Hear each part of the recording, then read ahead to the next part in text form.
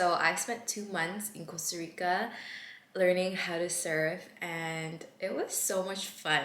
So I want to share that with you.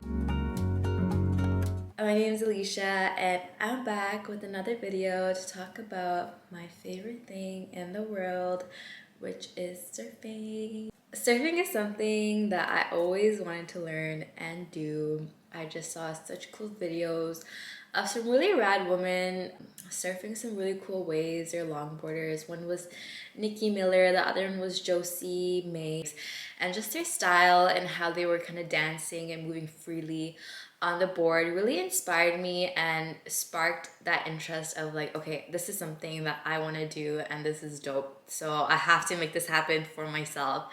And that led me to book a 1 week kind of surf camp in Costa Rica. So Santa Teresa is a very cool, like, bohemian beach town. It has a very chill, relaxed vibe, which I liked. Awesome waves along with really cool people. The locals in Costa Rica are just the sweetest and the most kindest. The first week I was at the Believe Surf Camp, so they provided like my breakfast. I also booked like yoga passes, so I was practicing yoga like once to twice a day. And then I also had like a surf session every day.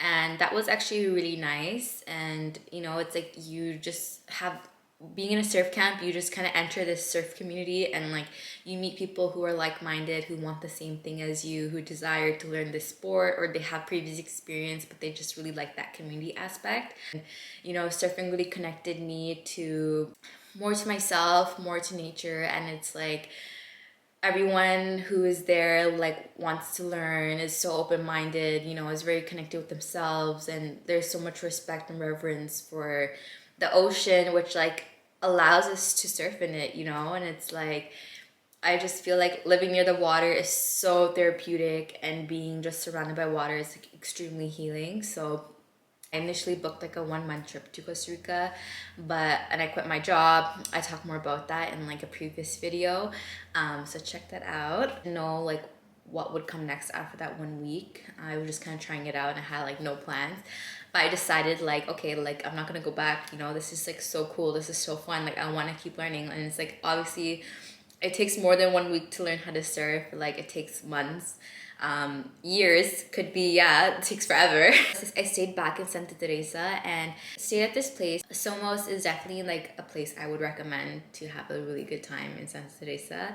If you had like a cafe, they also had like live music at night, and they had like a shop which is like a shape board maker comes and he like shapes surfboards, which is pretty cool. If you wanted your own custom surfboard, maybe that's the place to get it. They also offer like board rentals, and it's very close to Santa Teresa Beach. It's literally just like a 2-minute walk, which is so nice.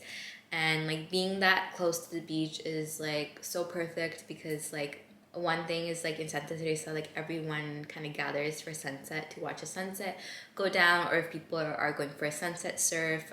And during sunset, people would kind of like afterwards kind of light a fire, play music around it, and it's just a very nice, like, cool vibe. In Santa Teresa is, you have Playa Hermosa, you have Santa Teresa Beach, you also have Carmen Beach, and beautiful to surf because it's like you're surrounded by like the lush jungle that Costa Rica has to offer. So it's not like somewhere you see buildings around. It's, you literally just see palm trees in the jungle, and it's so beautiful to be in the ocean and look back at the beach and to catch these waves. Like it's one of the most beautiful surfing beaches. Playa Hermosa is definitely the beach I surfed most at because it had like very beginner friendly waves, more so than Santa Teresa, where like the current is definitely more and has like stronger waves. I decided to take local lessons with this surf school called Del Mar, which I would recommend.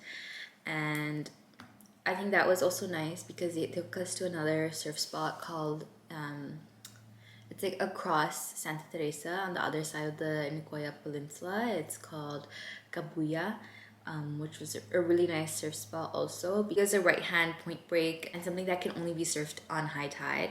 But it is a really nice beginner, soft, gentle wave. So I had a lot of fun surfing that spot, and it's always nice to go with the guide, especially when you're entering a new body of water that you're not familiar with. I would say that is the safe thing to do. It's like there's so many fun day trips that you can take in Santa Teresa. One is Montezuma, which is also 40 minutes away.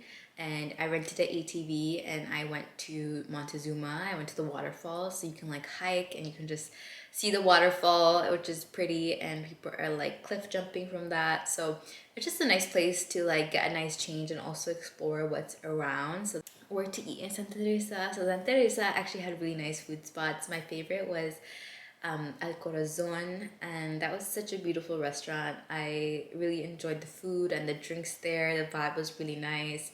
I had a really fun time and I actually visited that spot like a few times during my trip there, so that was really nice.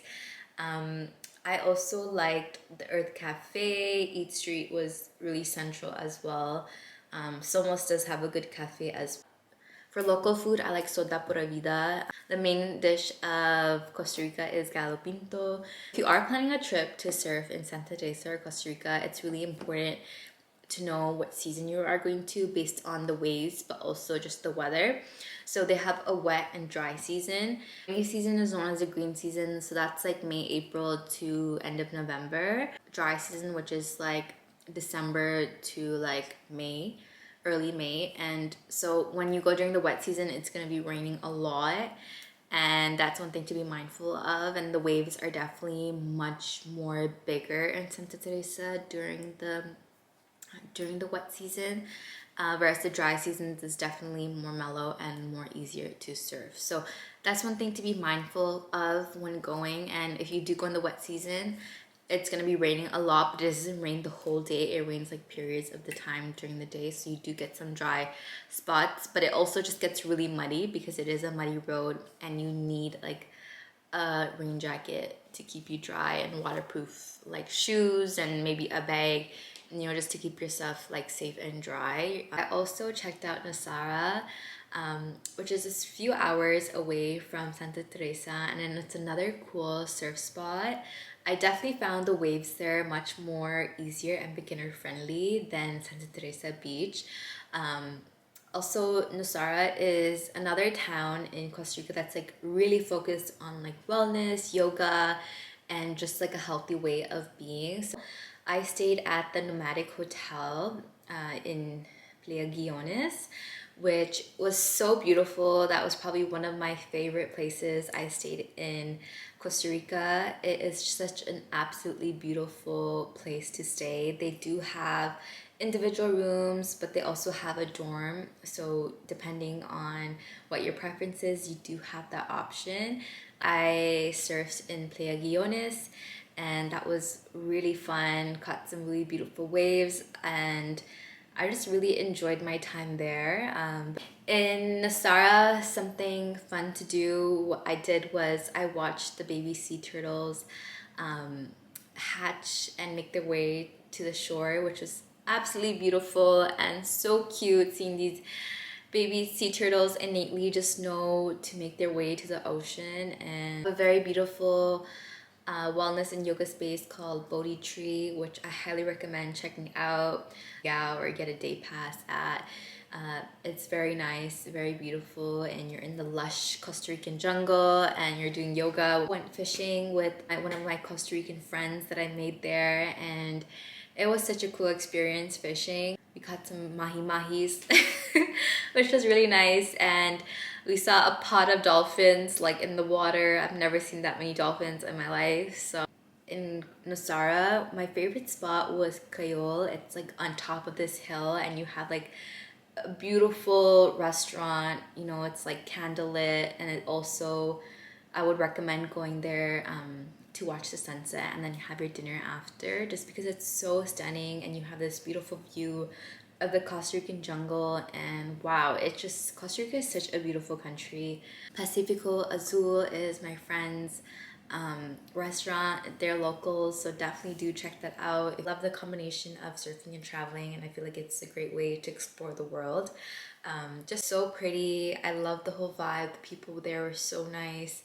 I made a lot of good friends there that I'm still in touch with today, and I think that's the beautiful thing about solo traveling and learning to surf alone. You get to be more connected with other cool women who are solo traveling and surfing. So that I would say like Costa Rica is definitely known as a safe, solo friendly travel place. Definitely, I never encountered anything in Santa Teresa or Nosara. Obviously, you have to keep in mind of like the basic precautions to always take no matter where you travel. So if you are going out at night, make sure you do go with people that you do trust, or have a secure ride there and back to the place that you do decide going. Always be careful of your belongings. Never like leave them on the beach without your attendants, or like always keep an eye out. When it comes to surfboards, when you are at a surf camp in your surf lesson, usually they do provide the board with it. Another option is that if you want to surf outside of your lessons, you can just rent a board from a surf shop. You can rent a board from a surf shop and just take it out, like maybe even rent it for like half a day or a full day or like full 24 hours. Like they have different options on how long you want to rent it. If you do decide to stay in a place for a long time, like decide just to like rent a board out for a month, there are different options. You can also like bring your own board if you know which board that you like to surf on, but as a beginner, I wouldn't really recommend that because it'd probably be like some really long, heavy board. So you might as well just save that money and just spend it in that place. And like it's just so much easier, and you don't have to carry this big ass board with you. Especially when you're traveling alone, you always want to like travel light and be able to hold your own luggage. And another option is that you can buy a board there and sell it back to the place you bought it if it's like from a store, or you can sell it to someone else. But that also has like a bit of a hassle of like, okay, like I have to sell this board. So there's definitely different options when it comes to surfing alone and figuring out like how to get a board to surf for a long period of time.